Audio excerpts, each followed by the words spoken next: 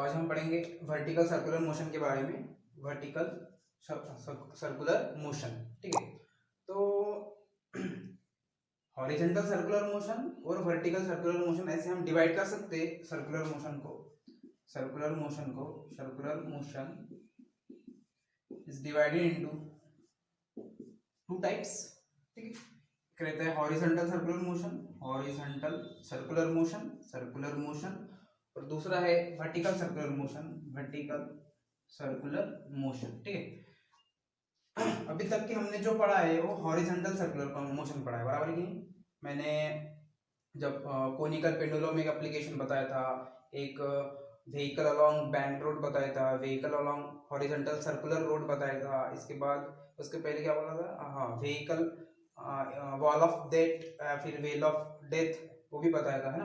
तो सभी के सभी उसमें क्या हो रहा था कि जो व्हीकल है या फिर जो भी पार्टिकल है वो हॉरिजॉन्टल सर्कल में घूम रहा था, ऐसे घूम रहा था, बराबर कि नहीं। हाँ, तो वो होता है हॉरिजॉन्टल सर्कुलर मोशन, बराबर। वर्टिकल सर्कुलर मोशन में क्या होता है कि जो पार्टिकल है सिंपल ऐसे वर्टिकल सर्कल बनाता है। ये वाला हो गया हॉरिजॉन्टल सर्कल, बराबर कि नहीं, है ना। गाड़ी जाएगी तो ऐसे हॉरिजॉन्टली जाएगी, बराबर कि नहीं। हाँ, तो वर्टिकल सर्कुलर मोशन में क्या होगा कि जो पार्टिकल रहेगा वो ऐसे वर्टिकल सर्कल बनाएगा, ठीक है, ऐसे वर्टिकल सर्कल बनाएगा। आया समझ में। तो हम पढ़ेंगे वर्टिकल सर्कुलर मोशन। तो वर्टिकल सर्कुलर मोशन में और हॉरिजॉन्टल सर्कुलर मोशन में फर्क क्या है ना। फर्क तो वैसे बहुत है, लेकिन अगर मैं एक पॉइंट आपको बताना चाहूँ तो फर्क इतना है कि जब मैं हॉरिजॉन्टल सर्कुलर मोशन बोलता हूँ, हॉरिजॉन्टल सर्कुलर मोशन, तो जो वेट रहता है, वेट ऑफ बॉडी, जो भी बॉडी परफॉर्म कर रही है सर हॉरिजॉन्टल सर्कुलर मोशन, उसका वेट जो होता है ना वो पूरी तरीके से बैलेंस होता है, बैलेंस्ड, ठीक है। जो वेट रहता है वो क्या होता है, बैलेंस्ड होता है पूरी तरीके से, ठीक है।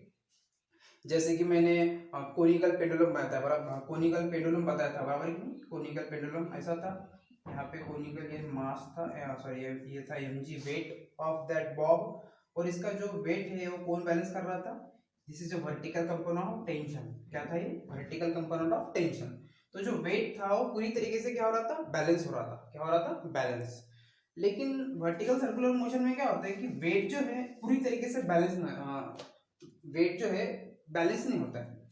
वर्टिकल सर्कुलर मोशन में वेट नॉट बैलेंस्ड ना। वर्टिकल सर्कुलर में मोशन में जो particle vertical circular motion perform कर रहा है या फिर जो body vertical circular motion perform कर रही है उसमें जो वेट रहता है वो बैलेंस नहीं होता है। तो इसके कारण क्या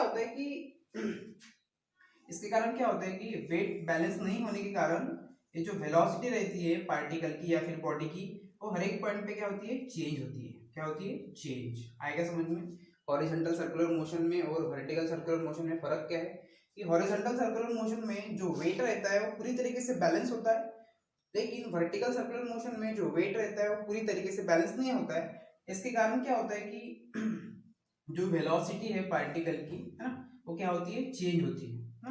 वेलोसिटी क्या होती है, चेंज होती है।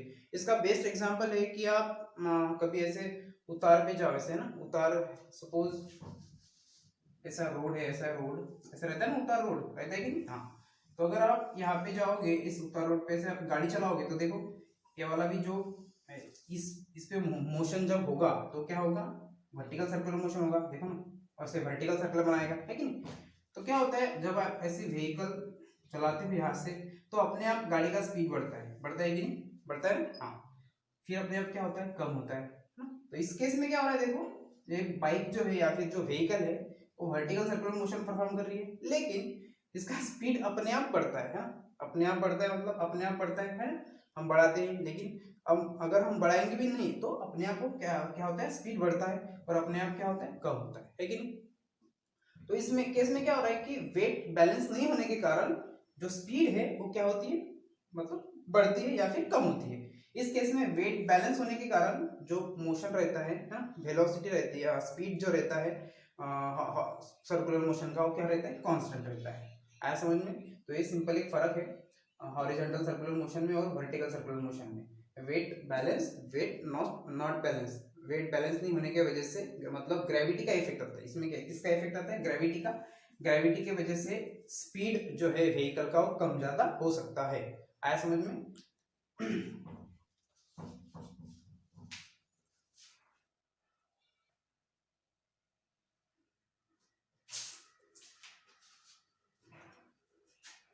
ठीक है। तो वर्टिकल सर्कुलर जो मोशन जो है उसके कॉमनली दो प्रकार के मतलब देखने को मिलते हैं कॉमनली जनरली। ठीक है। एक रहता है controlled vertical circular motion, controlled vertical circular motion, और रहता है vertical circular motion only controlled by gravity. ठीक है। इसमें फर्क क्या रहता है? सबको पता है जायंट व्हील, जायंट व्हील है कि नहीं? जायंट व्हील मतलब वो नहीं क्या झूला ऐसे घूमता है, बहुत बड़ा रहता है, मीना बाजार लगता है वहां पे रहता है, या फिर किसी यात्रा वगैरह में रहता है जायंट व्हील करके। ठीक है। तो जायंट जायंट व्हील में क्या होता है? एक मोटर लगी होती है, बराबर कि नहीं? पहले मोटर नहीं लगती थी, पहले वो हाथ मतलब ऐसे पैर से ऐसे करते थे और लेके करते थे। अभी मोटर लगती है। क्या लगती है? मोटर। तो क्या होती है, जैसे मोटर स्टार्ट होती है वैसे जायंट व्हील क्या होता है? घूमने लगता है, बराबर कि नहीं? तो जो उसका स्पीड है ना, उसका क्या स्पीड, और हम कंट्रोल करते हैं। हम कंट्रोल करते हैं मतलब जो चलाने वाला है वो कंट्रोल करता है। उसका जो स्पीड रहता है वो ग्रेविटी गवर्न नहीं करता, ग्रेविटी कंट्रोल नहीं करता है ना। जायंट व्हील है ऐसे घूमता है, बराबर की नहीं? तो उसका स्पीड हम खुद कंट्रोल कर रहे हैं, है कि नहीं? किससे कंट्रोल कर रहे हैं? वो मोटर से, है ना? जो मोटर लगी होती है उससे हम स्पीड को क्या क्या कर पा रहे हैं? कंट्रोल कर पा रहे हैं, या फिर क्या कांस्टेंट रख पा रहे हैं उस स्पीड को, या फिर क्या बोलेंगे, not totally control by the gravity, है ना? हम क्या करते हैं कंट्रोल्ड वर्टिकल सर्कुलर मोशन में, हम स्पीड को स्पीड जो है फॉर एग्जांपल जायंट व्हील का, वो क्या कर सकते हैं? कांस्टेंट रख सकते हैं, या फिर पूरी तरीके से हम ग्रेविटी को ग्रेविटी से कंट्रोल क्या बोलेंगे, totally not control by the gravity, है ना? वो ग्रेविटी से कंट्रोल नहीं होगा, हम उसको खुद कंट्रोल करेंगे। हम तो उसको बोलेंगे हम controlled vertical circular motion. Simple ध्यान में रखो कि हम कंट्रोल्ड वर्टिकल सर्कुलर मोशन में जो वेलोसिटी जो स्पीड है उसको क्या कर सकते हैं? कंट्रोल कर सकते हैं। ठीक है। हम अपने तरीके से स्पीड दे सकते हैं, कांस्टेंट स्पीड दे सकते हैं या फिर नहीं भी दे सकते। ठीक है। दूसरे प्रकार का रहता है vertical circular motion only control by the gravity, है ना? ये वाला वर्टिकल सर्कुलर मोशन जो जो कि सिंपल ग्रेविटी से कंट्रोल होगा, अपने आप होगा। अपने आप होगा मतलब कि सोचो कि मेरे पास एक स्ट्रिंग है, क्या है? स्ट्रिंग है।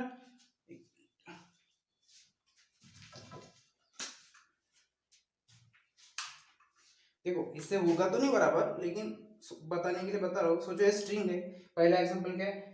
Bob attach to a string and revolve in a vertical circle, है ना? इसके पहले मैंने हॉरिजॉन्टल सर्कल सर्कल वाला बताया होगा। अभी वर्टिकल सर्कल में कैसे घूमेगा? देखो स्ट्रिंग है, सोचो ये बॉब है, मास, है ना? अगर मैं इसको ऐसे घुमाऊंगा, ऐसे क्या करूंगा, इसको ऐसे टच करूंगा, मतलब ये हाथ से ऐसे करूंगा, अभी तो होगा नहीं इतना पॉसिबल, मतलब वो है नहीं, ठीक है? यहाँ पे फिक्स चाहिए, ऐसा होगा तो क्या होगा कि सपोज यहाँ पे जाएगा, है ना? ऐसे घूम के सपोज जो है यहाँ पे आ गया, तो क्या होगा? फिर क्या होगा कि ये जो बॉब है अपने आप नीचे आएगा, बराबर की नहीं? अपने आप नीचे आएगा मतलब इसको कौन नीचे ला रहा है? ग्रेविटी नीचे ला रही है कि नहीं? तो इसका मोशन जो है किसके वजह से हो रहा है? मतलब कौन कंट्रोल कर रहा है? ग्रेविटी कंट्रोल कर रही है ना? तो ये वाला दूसरा टाइप का मोशन हो गया है ना? सो vertical circular motion only control by the gravity. आएगा समझ में? पहला कौन सा टाइप था? Controlled vertical circular motion. इस मोशन में हम स्पीड को क्या कर सकते हैं? कांस्टेंट रख सकते हैं, है ना? अपने हिसाब से मोटर लगा के, जो भी है जायंट व्हील में, है ना? फॉर एग्जांपल जायंट व्हील, उसमें आकाश पाना जिसको बोलते हैं, तो ऐसे ऐसे अपने आप घूमता है वो, है ना? हम मोटर लगा के उसको घुमाते हैं। लेकिन अगर मैंने स्ट्रिंग लिया, या फिर दूसरा एग्जांपल ले, बॉब और mass attach to a rod, है ना? एक रॉड लिया मैंने सपोज, है ना? और उसको एक बॉब अटैच किया, एक बॉब अटैच किया, तो क्या होगा? इसको ऐसे घुमाया, है ना? तो उसका जो मोशन रहेगा वो क्या बोलेंगे? ग्रेविटी के अंडर होगा, है ना? उसको ग्रेविटी कंट्रोल करेगा अपने आप। ठीक है। तो उसको हम बोलेंगे कि vertical circular motion only control by the gravity. ठीक है। तो ये दो टाइप के जनरली मोशन होते हैं वर्टिकल सर्कुलर मोशन में। अगर आपको इसको और डिटेल में जानना है तो आप वीडियोस वगैरह देख सकते हो, या फिर गूगल पे सर्च करके देख सकते हो कि क्या होता है। मैं जैसे जैसे आगे आएगा और क्लियर होते जाएगा। सिंपल ध्यान में रखो कि दो तरीके के मतलब वर्टिकल सर्कुलर मोशन हो सकते हैं।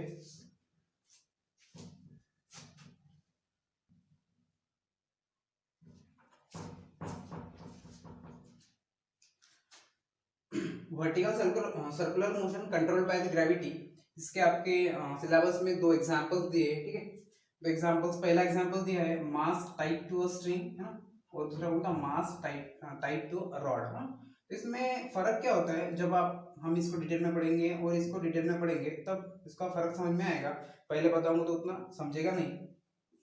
तो vertical circular motion controlled by the gravity, है ना, इसके मतलब ये दूसरा टाइप था हमारा, है कि नहीं। इसके पहले का टाइप था vertical circular motion not controlled by the gravity, है ना, या फिर कंट्रोल बाय, मतलब हम कंट्रोल कर सकते हैं उसको, है ना, कंट्रोल्ड वर्टिकल सर्कुलर मोशन जिसको बोला था मैंने, क्या बोला था, कंट्रोल्ड वर्टिकल सर्कुलर मोशन। और ये वाला कौन सा वर्टिकल सर्कुलर मोशन, दूसरा vertical circular motion controlled by the gravity. तो इसके कितने एग्जांपल है सिलेबस में, दो एग्जांपल है। पहला एग्जांपल है मास टाइप टू अ स्ट्रिंग, दूसरा कौन सा, मास टाइप टू अ रॉड। थोड़ा सा फर्क होता है, बाकी ज्यादा कुछ फर्क नहीं होता है। तो पहला एग्जांपल पढ़ेंगे, पहला एग्जांपल मतलब क्या होगा, देखो ये मास हो गया, है ना, ये स्ट्रिंग समझ लो, है ना, स्ट्रिंग इनएक्सटेंसिबल रहती है, मासलेस रहती है, और क्या बोलेंगे उसको, मासलेस, इनएक्सटेंसिबल, फ्लेक्सिबल, है ना। तो सपोज मैंने इसको ऐसे घुमाया, है ना, तो ये क्या बनेगा, ऐसे वर्टिकल सर्कल में घूमेगा, बराबर की नहीं। तो इसको हम बोलेंगे वर्टिकल सर्कुलर मोशन। तो सबसे पहला एग्जांपल हम पढ़ेंगे मास टाइप टू स्ट्रिंग, इसमें भी 3 क्वेश्चन बनेंगे। 3 कैसे क्वेश्चन बनेंगे मैं आगे बताऊंगा। तो सबसे पहला एग्जांपल पढ़ेंगे mass type to string.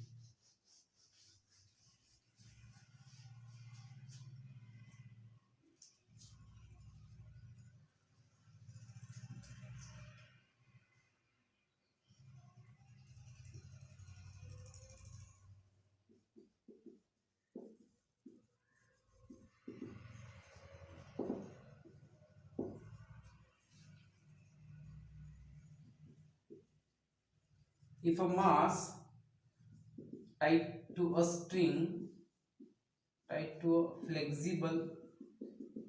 flexible massless and inextensible string and whirled in a vertical circle, then it will perform vertical circular motion, ठीक है। तो आपको एक बात तो समझ में आ गई होंगी इसमें से कि वर्टिकल सर्कुलर मोशन में जो स्पीड है ना, वो कम ज्यादा होती रहती है ना। सपोज कि वैसे घूम रहा है पार्टिकल, ऐसे घूम रहा है तो स्पीड झट से बढ़ेगी, बाद में ऊपर जाने के लिए उसको थोड़ा ताकत लगेगा, मतलब उसका स्पीड क्या हो जाएगा, कम हो जाएगा ना। तो स्पीड क्या हो रही है, चेंज हो रही है, ठीक है। अगर स्पीड कांस्टेंट नहीं है तो वाला कौन सा मोशन हो गया, नॉन यूनिफॉर्म मोशन, है कि नहीं। यूनिफॉर्म मोशन में क्या होता है, स्पीड क्या रहता है, कांस्टेंट रहता है कि नहीं। तो जो वर्टिकल सर्कुलर मोशन है वो कौन सा मोशन है, नॉन यूनिफॉर्म मोशन। क्यों नॉन यूनिफॉर्म मोशन है, क्योंकि ग्रेविटी की वजह से इसका जो स्पीड है ना, वो क्या होता है, हर एक पॉइंट पे चेंज होता है ना। तो चेंज होता है मतलब क्या है, नॉट कांस्टेंट। नॉट कांस्टेंट मतलब कौन सा मोशन हो गया, नॉन यूनिफॉर्म मोशन, ठीक है। तो अगर मैं एक मास को स्ट्रिंग से बांधूंगा और उसको ऐसे वर्टिकल सर्कल में घुमाऊंगा, एक मास को स्ट्रिंग से टाइट करूंगा और ऐसे घुमाऊंगा, तो क्या हो जाएगा, वो एक वर्टिकल, वो क्या परफॉर्म करेगा, वर्टिकल सर्कुलर मोशन, ठीक है। तो और एक बात इसमें ऐसी कि हाँ, तो इसमें ध्यान में रखना, कभी भी सोचो कि ये एक सर्कुलर मोशन परफॉर्म कर रहा है, बॉडी सर्कुलर मोशन एक बॉडी परफॉर्म कर रही है, मतलब एक स्ट्रिंग है, उसके मैंने एक बॉब किया है। तो क्या होता है कि जैसे ऐसे सर्कुलर मोशन परफॉर्म करेगा, सोचो ऐसे ऐसे करेगा, यहाँ से ऐसे रॉड नहीं, स्ट्रिंग है, ये समझो बॉब है ना।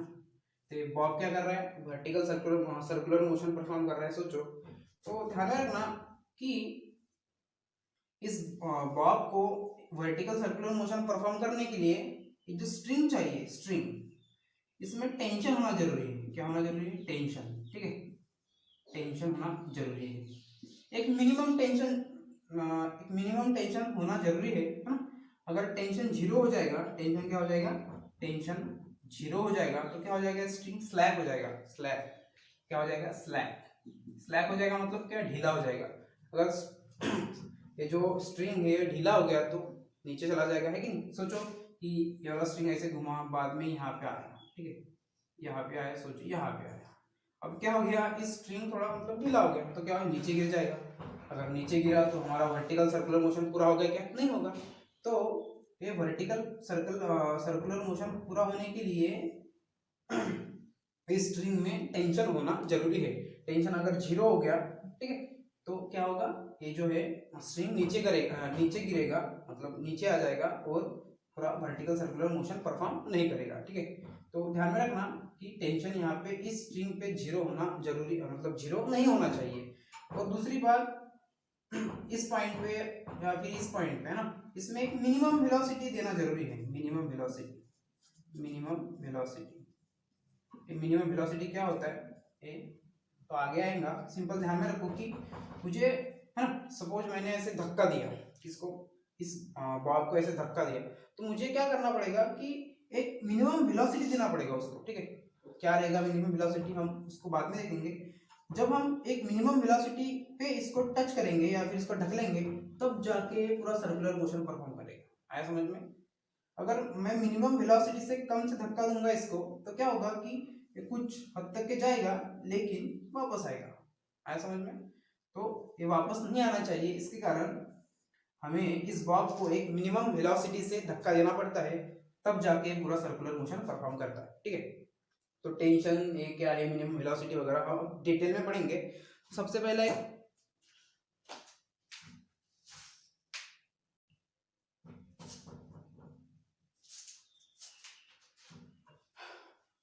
तो इस पे पहला क्वेश्चन ऐसा बनेगा, obtain an expression for tension in a string.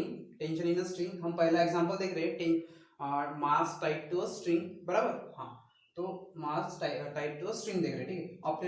Obtain an expression for tension in a string at lowest point, highest point and midway point of a point mass. Point mass मतलब हो जाएगा bob, bob revolving in a vertical circle, ठीक है। तो इसका मतलब क्या है, सोचो कि एक स्ट्रिंग है जिससे मैंने एक बॉब लटकाया है और उसको ऐसे वर्टिकल सर्कल में उसको मैं क्या कर रहा हूँ, घुमा रहा हूँ, ठीक है। तो उसने क्या पूछा है कि जब बॉब लोवेस्ट पॉइंट पे रहेगा, ये कौन सा पॉइंट हो गया, लोवेस्ट पॉइंट, बराबर। लोवेस्ट पॉइंट हो गया ये, बराबर कि नहीं। वाला कौन सा पॉइंट हो गया, हाईएस्ट पॉइंट, हाईएस्ट पॉइंट। और ये वाला पॉइंट कौन सा हो गया, मिडवे पॉइंट। क्या कौन सा पॉइंट, मिडवे पॉइंट, या फिर इसको मैं बोलूंगा हॉरिजॉन्टल। कौन सा, हॉरिजॉन्टल पॉइंट, ठीक है। ए बी सेम ही हो गया, मिडवे पॉइंट। ये दोनों पॉइंट क्या रहेंगे, सेम रहेंगे, A B midway, A B midway, या फिर हॉरिजॉन्टल। तो ये वाला कौन सा पॉइंट हो जाएगा, हाईएस्ट पॉइंट, और ये वाला कौन सा हो जाएगा, लोवेस्ट पॉइंट, ठीक है। तो उसने क्या पूछा है, जब मैं इस बॉब को ऐसे घुमाऊंगा तो इस स्ट्रिंग में जब इस स्ट्रिंग में टेंशन कितना रहेगा, इस स्ट्रिंग में क्या कितना रहेगा, टेंशन कितना रहेगा। टेंशन कितना रहेगा, जब जब बॉब लोवेस्ट पॉइंट पे रहेगा तो कितना टेंशन रहेगा, जब बॉब हॉरिजॉन्टल पॉइंट पे रहेगा, मतलब यहाँ पे आ जाएगा, तो इस स्ट्रिंग में कितना टेंशन रहेगा, जब बॉब ऐसे हाईएस्ट पॉइंट पे चला जाएगा, हाईएस्ट पॉइंट इसको बोलेंगे हम, है ना। तो तब इस स्ट्रिंग में क्या टेंशन रहेगा, हमें उनकी वैल्यू फाइंड करनी है ना, उनका एक्सप्रेशन फाइंड करना है। क्वेश्चन समझ में आया क्या, हमें क्या करना है, जब कोई भी एक बॉब अगर वर्टिकल सर्कुलर मोशन परफॉर्म करेगा, जिस बॉब को मैंने स्ट्रिंग से बांधा है ना, अटैच किया है, तो जब बॉब लोवेस्ट पॉइंट पे रहेगा तो टेंशन कितना रहेगा, जब बॉब मिडवे पॉइंट पे रहेगा तो टेंशन कितना रहेगा, जब बॉब जो है हाईएस्ट पॉइंट पे आ जाएगा तो कितना टेंशन रहेगा, उसका एक्सप्रेशन क्या रहेगा, वो हमें फाइंड करना है, ठीक है।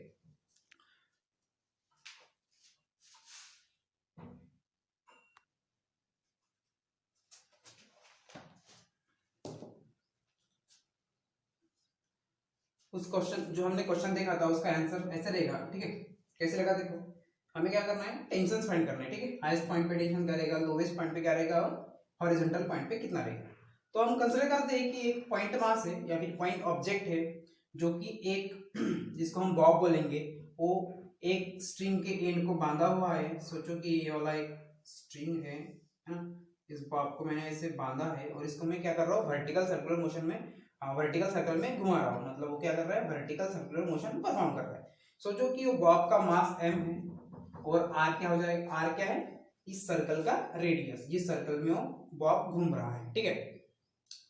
तो सबसे पहले मैं हाईएस्ट पॉइंट की बात करता हूँ। सोचो कि ए हो गया मेरा हाईएस्ट पॉइंट, बी हो गया मेरा लोवेस्ट पॉइंट है ना, सी हो गया मेरा हॉरिजॉन्टल पॉइंट, डी भी कौन सा पॉइंट, हॉरिजॉन्टल पॉइंट। ठीक है, तो ध्यान में रखना सी में और डी में मतलब जो टेंशन्स की वैल्यू रहेंगी वो क्या रहेंगी, सेम रहेंगी। ठीक है, क्योंकि सी और डी दोनों के दोनों क्या कौन से पॉइंट है, हॉरिजॉन्टल पॉइंट। ठीक है, तो ए वाला ए पॉइंट कौन सा हो गया हमारा हाईएस्ट पॉइंट, बी कौन सा हो गया लोवेस्ट पॉइंट, सी और डी कौन से पॉइंट, मिडवे पॉइंट और हॉरिजॉन्टल पॉइंट। ठीक है, तो सबसे पहली बात हम टेंशन एट टॉप मतलब हाईएस्ट पॉइंट भी निकालेंगे। सबसे पहले टेंशन एट हाईएस्ट और टॉप पॉइंट ए। ठीक है ना, इसको टॉप पॉइंट भी बोल सकते हैं या फिर हाईएस्ट पॉइंट, या फिर इसको बॉटम पॉइंट बोल सकते हैं, या फिर लोवेस्ट पॉइंट बोल सकते हैं। ठीक है, तो tension at highest point A है ना, कितना रहेगा इसमें टेंशन देखेंगे। अब सोचो कि जो जो जो बॉब है ए पॉइंट पे है। ठीक है, तो ये वाला स्ट्रिंग है, सोचो ये वाला क्या है, स्ट्रिंग है ना, ये वाला स्ट्रिंग है ना। तो देखो जब बॉब ए पॉइंट पे रहेगा, व्हेन बॉब और point mass is at point A. ठीक है, मतलब हाईएस्ट पॉइंट, तब क्या होगा, फोर्सेस एक्टिंग ऑन बॉब है ना, कौन से उस पे फोर्सेस एक्ट होंगे। ठीक है, कौन से फोर्स एक्ट होंगे, देखो सबसे पहला फोर्स सबको पता है, मास mg, क्या रहेगा mg, इस बॉब का वेट बराबर कि नहीं, पहला कौन सा फोर्स, वेट ऑफ बॉब या फिर पॉइंट मास mg बराबर। ठीक है, और दूसरा कौन सा फोर्स रहेगा, दूसरा फोर्स है ना, जैसे मैं घुमाऊंगा तो इस स्ट्रिंग में क्या आएगा, टेंशन आएगा, तो दूसरा फोर्स कौन सा हो जाएगा, टेंशन है ना, टेंशन इन द स्ट्रिंग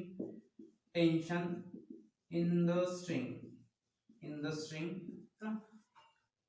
मास जो है ए पॉइंट पे है, तो मैं इस टेंशन को मैं टी ए नाम देता हूँ, क्या नाम देता हूँ, टी ए है ना, tension in the string T A है ना, एट पॉइंट ए।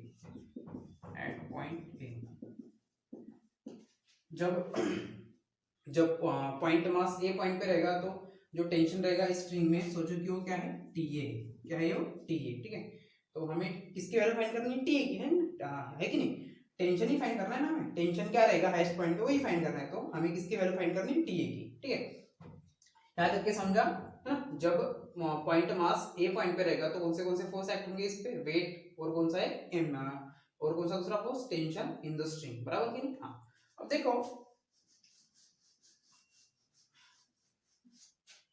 ये जो बॉब है ना, सर्कुलर मोशन परफॉर्म कर रहे हैं बराबर कि नहीं, तो सर्कुलर मोशन में कौन सा फोर्स रहता है, सेंटर की तरफ का सेंट्रीपिटल फोर्स। तो जो सेंट्रीपिटल फोर्स रहेगा, centripetal force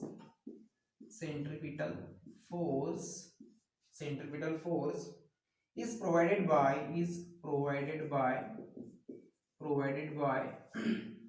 centripetal force is provided by resultant of weight mg and tension ta। समझ में आएगा, देखो इस पॉइंट पे सेंटर की तरफ कौन से फोर्स रहेंगे, टीए और mg बराबर कि नहीं, लेकिन सेंटर की तरफ जो फोर्स रहता है ना सर्कुलर मोशन में, हम उसको क्या बोलते हैं, सेंट्रीपिटल फोर्स है ना। तो सेंट्रीपिटल फोर्स जो रहेगा कौन प्रोवाइड करेंगे, इन दोनों का रिजल्टेंट, मतलब ये दोनों मिलके सेंट्रीपिटल फोर्स प्रोवाइड करेंगे है ना। इफ va इज वेलोसिटी और स्पीड एट ए है ना, सोचो कि va जो है, va ये वेलोसिटी है, टेंजेंशियल वेलोसिटी है ए पॉइंट पे। ठीक है, तो क्या हो जाएगा, देखो मेरा सेंट्रीपिटल फोर्स का फार्मूला क्या हो जाएगा, m va square upon r बराबर क्या हो जाएगा, दोनों का रिजल्टेंट मतलब दोनों का सम। अब दोनों एक ही डायरेक्शन में है तो क्या हो जाएगा, प्लस हो जाएगा है ना, क्या हो जाएगा, ta प्लस mg। ठीक है, तो मुझे ta का वैल्यू निकालना है, सपोज तो क्या हो जाएगा, देखो ta इज इक्वल टू क्या हो जाएगा, mg को इधर लेके आओ, फिर उल्टा पलटा कर दो, तो क्या हो जाएगा, देखो m va square upon r minus mg है ना। हो गया वाला, मुझे पहला एक्सप्रेशन मिल गया। इसको इक्वेशन नंबर 1 नाम दो। मुझे क्या फाइंड करना था, tension at highest point, tension at lowest point and tension at horizontal point. तो टेंशन एट हाईएस्ट पॉइंट मिल गया, मुझे क्या मिल जाएगा देखो, M V A square upon R minus M G. ये क्या रहेगा, टेंशन एट हाईएस्ट पॉइंट। ठीक है, उसके बाद हम टेंशन एट लोवेस्ट पॉइंट देखेंगे।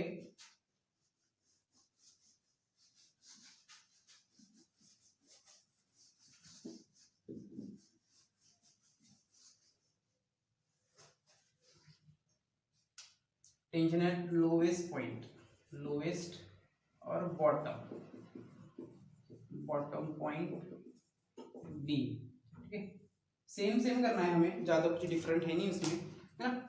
जैसे हमने जब पॉइंट, जब बॉब ए पे था, सेम वैसे ही यहाँ पे करना है ना। सोचो कि अभी बॉब जो है बी पॉइंट पे है, बॉटम पॉइंट पे,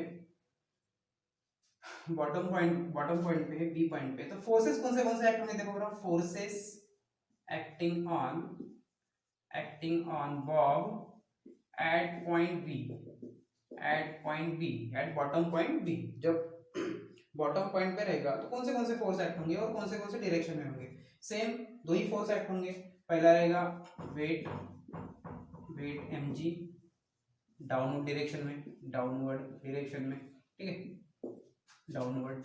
और टेंशन, टेंशन टीबी जिसको मैं बोलता हूँ, टेंशन टीबी, बी पॉइंट पे इसके कारण टेंशन टीबी। ठीक है, tension TB vertically upward, vertically upward, vertically upward. ठीक है, तो ध्यान में रखना जो टेंशन रहता है वो कभी भी सेंटर की डायरेक्शन में आएगा। ठीक है, जब पॉइंट ए पे था जो बॉब था, तो देखो टेंशन सेंटर की तरफ आया था, है ना।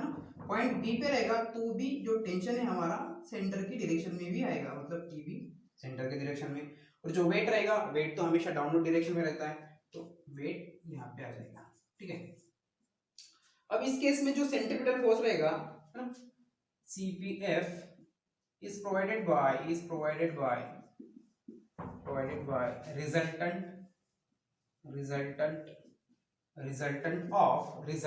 of TB and MG, है ना। सेम है ना, यहाँ पे TA और MG ने प्रोवाइड किया था सेंट्रीपिटल फोर्स, है ना। इसमें कौन प्रोवाइड करेगा, TB और MG प्रोवाइड करेगा। ठीक है, तो कैसे प्रोवाइड करेगा देखो, CPF if VB is velocity at lowest point, सोचो VB जो है वेलोसिटी एट लोवेस्ट पॉइंट है ना, V हमने ए पॉइंट पे कंसीडर किया था। सोचो VB is a velocity at lowest point, तो क्या हो जाएगा देखो, m VB square upon r is equal to क्या हो जाएगा, TB माइनस mg। ठीक है, TB माइनस क्या हो जाएगा, mg। अब इसको TB माइनस mg क्यों लिखा मैंने, ठीक है। तो इस केस में क्या था, TA और mg का डायरेक्शन दोनों का सेम ही था, तो इसके कारण इनके बीच में कौन सा प्लस साइन आया था, बराबर। लेकिन अभी देखो TB और mg का डायरेक्शन क्या है, अपोजिट है कि नहीं। इस केस में क्या हो जाएगा, माइनस साइन आ जाएगा। देयरफॉर अगर मुझे TB लिखना है तो TB मतलब क्या होगा देखो, mg को इधर लेके आओ तो क्या हो जाएगा, m VB square upon r plus mg। तो ये मेरा दूसरा इक्वेशन बन जाएगा B, जो कि रहेगा tension at lowest point B. क्या रहेगा, tension at lowest point B, है ना। टेंशन एट हाईएस्ट पॉइंट निकल गया, टेंशन एट लोवेस्ट पॉइंट निकल गया। अभी हॉरिजॉन्टल पॉइंट देखेंगे।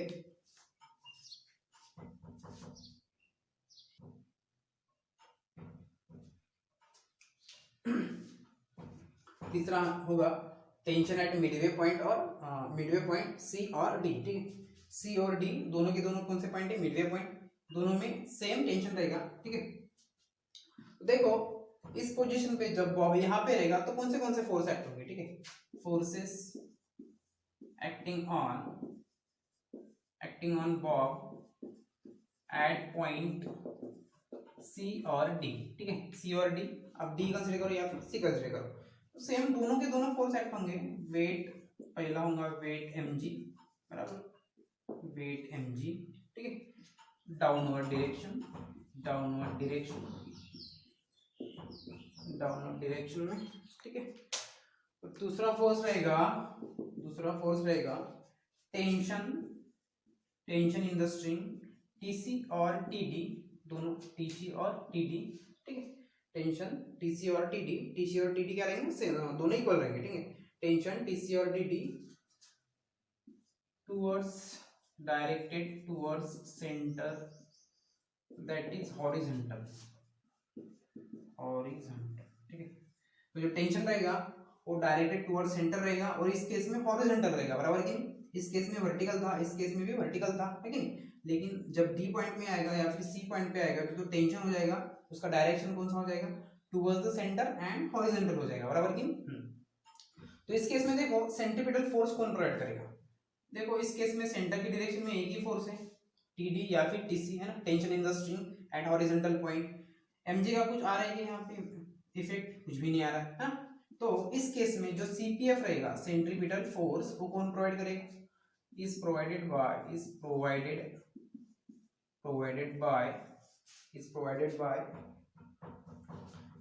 बाय टेंशन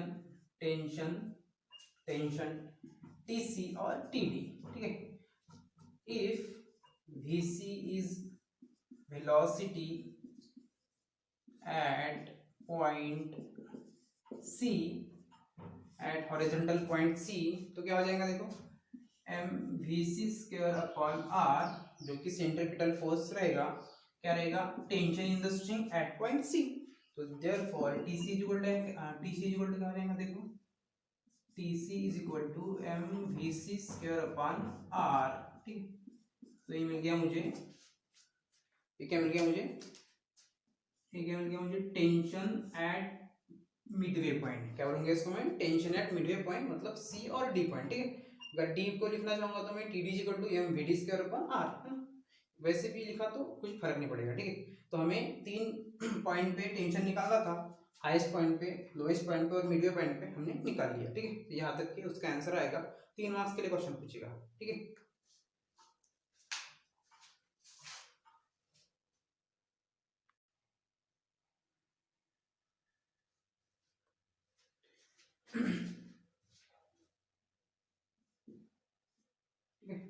एक सबको एक बात बता देता हूं मैं कि जब भी नॉन यूनिफॉर्म मोशन होगा,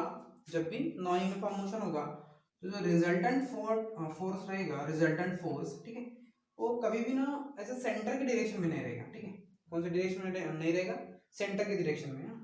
तो वर्टिकल सर्कुलर मोशन भी क्या है, uniform, non uniform circular motion है कि नहीं। तो इस केस में क्या होगा कि जो रिजल्टेंट फोर्स है ना, वो डायरेक्टेड टुवर्ड सेंटर नहीं रहेगा, accept eight highest and lowest point, है ना। हमने पढ़े थे अभी भी, जब हाईएस्ट पॉइंट पे था बॉब, तो देखो टी ऐसा था और एमजी भी क्या था, ऐसा था, है कि नहीं। तो दोनों का जो रिजल्टेंट आया था, बराबर कि नहीं, रिजल्टेंट वो सेंटर की डायरेक्शन में आया था, बराबर कि नहीं, आया था नहीं। कौन से पॉइंट पे, हाईएस्ट पॉइंट पे, और कौन से पॉइंट पे, लोवेस्ट पॉइंट पे। लोवेस्ट पॉइंट पे भी जो रिजल्टेंट आया था टीबी या था एमजी, वो भी क्या आया था, सेंटर की डायरेक्शन में आया था, बराबर कि नहीं। लेकिन अगर आप अलग दूसरे पॉइंट की बात करोगे, ठीक है, दूसरे पॉइंट की मतलब सपोज इस पॉइंट की बात करता हूं मैं, ये वाला हाईएस्ट भी नहीं है, लोएस्ट भी नहीं है और मिडवे भी नहीं है, ठीक है। तो क्या होगा, mg इस डायरेक्शन में जाएगा, बराबर, और जो टेंशन रहेगा इस डायरेक्शन में जाएगा, बराबर कि इस डायरेक्शन में जाएगा।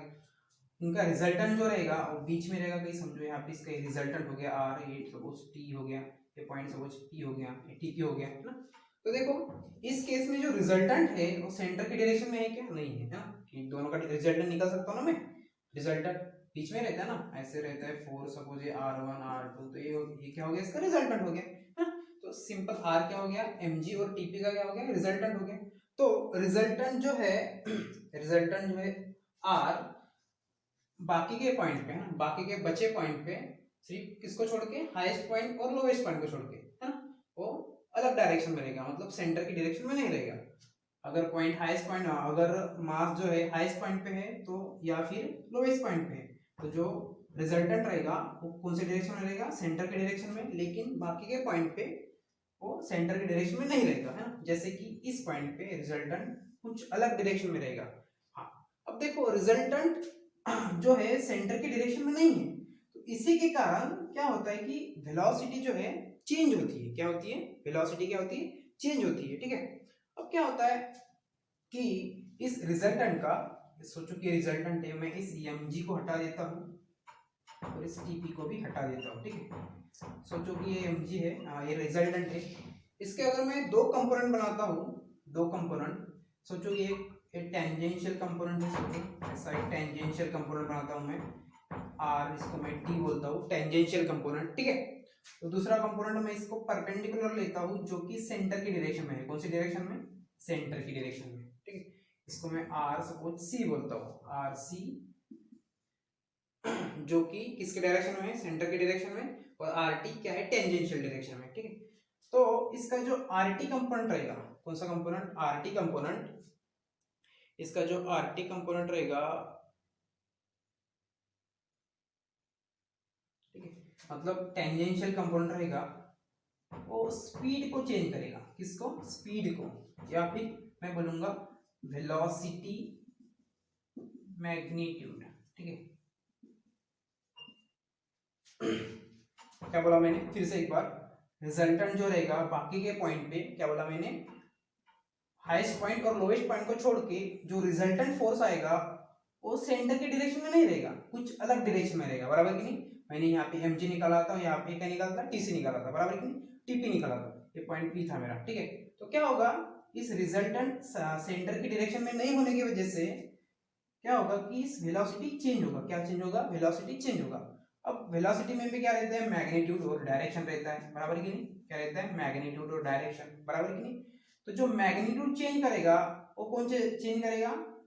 इस रिजल्टेंट का कंपोनेंट, इस रिजल्टेंट का कंपोनेंट जो कौन से डायरेक्शन में रहेगा? टेंजेंशियल डायरेक्शन में। कौन से डायरेक्शन में? टेंजेंशियल डायरेक्शन में। मतलब इस रिजल्टेंट का जो कंपोनेंट है, टेंजेंट वाला कंपोनेंट, वो कौन सा है? आरटी है। और इसका जो परपेंडिकुलर कंपोनेंट रहेगा सेंटर के डायरेक्शन में, सपोज आरसी हो गया यहाँ पे, है ना, आरसी हो गया, तो किसको चेंज करेगा? डायरेक्शन, जो डायरेक्शन को चेंज करेगा। किसको चेंज करेगा? डायरेक्शन को। आएगा समझ में? फिर से एक बार मैं एक्सप्लेन करता हूँ मैं, हाँ। ये बड़ा कॉन्सेप्चुअल है, ये कॉन्सेप्ट है, समझना है आपको। थोड़ा डिफिकल्ट है लेकिन समझना है, ठीक है। मैं क्या बोला, जब हाईएस्ट पॉइंट पर रहता है या लोएस्ट पॉइंट पर रहता है तो रिजल्टेंट सेंटर की डायरेक्शन में रहता है, बराबर। और कोई अलग पॉइंट पर रहता है, सपोज यहाँ इस पॉइंट पे है तो यहाँ पे mg लगेगा, बराबर। और इस पॉइंट पे क्या लगेगा? इस पॉइंट पे क्या लगेगा? सोचो, टी लगेगा, टेंशन लगेगा, ठीक है। तो इसका रिजल्टेंट सेंटर के डायरेक्शन में तो नहीं आएगा, कुछ इस डायरेक्शन में आएगा। इसका रिजल्टेंट मान के चलो आर है, ठीक है। अगर मैं इस रिजल्टेंट के, इसको सपोज हटा दो यहाँ से, मतलब आर जो है mg और t का ही रिजल्टेंट है, और मैं इसके दोनों कंपोनेंट थोड़े अलग बनाता हूँ, ठीक है। दो परपेंडिकुलर कंपोनेंट बनाता हूँ, एक ऐसा हो गया और एक इसको परपेंडिकुलर कंपोनेंट हो गया। इसको मैं आर टी कंपोनेंट बोलता हूँ, इसको मैं आर सी बोलता हूँ, ठीक है। एक टेंजेंशियल कंपोनेंट हो गया, और एक कौन सा component? Component which is along the radius या फिर सेंटर के डायरेक्शन वाला कंपोनेंट। तो ये वाला जो कंपोनेंट रहेगा ये मैग्नीट्यूड को चेंज करेगा। किसको? मैग्नीट्यूड को। किसके मैग्नीट्यूड को? वेलोसिटी के मैग्नीट्यूड को। ये जो आरटी है टेंजेंशियल कंपोनेंट है वो चेंज करेगा। और जो आरसी है सेंटर की डायरेक्शन में जो है इसका कंपोनेंट, वो मैग्नीट्यूड, वो डायरेक्शन को चेंज करेगा। किसको चेंज करेगा? डायरेक्शन, ठीक है। तो देखो वेलोसिटी का क्या चेंज हो रहा है? वेलोसिटी का दोनों चेंज हो रहा है, डायरेक्शन भी चेंज हो रहा है, मैग्नीट्यूड भी चेंज हो रहा है ना। तो क्या होगा? पूरा का पूरा वेलोसिटी भी क्या होगा? वेलोसिटी भी क्या होगा? चेंज होगा। अगर वेलोसिटी चेंज हो रहा है तो मेरा जो वर्टिकल सर्कुलर मोशन है वो कौन सा मोशन है? नॉन यूनिफॉर्म मोशन है कि नहीं? आया समझ में? ठीक है। नहीं समझा तो कोई टेंशन नहीं, ठीक है। इसको उतना समझना जरूरी नहीं है, ये आपके लिए है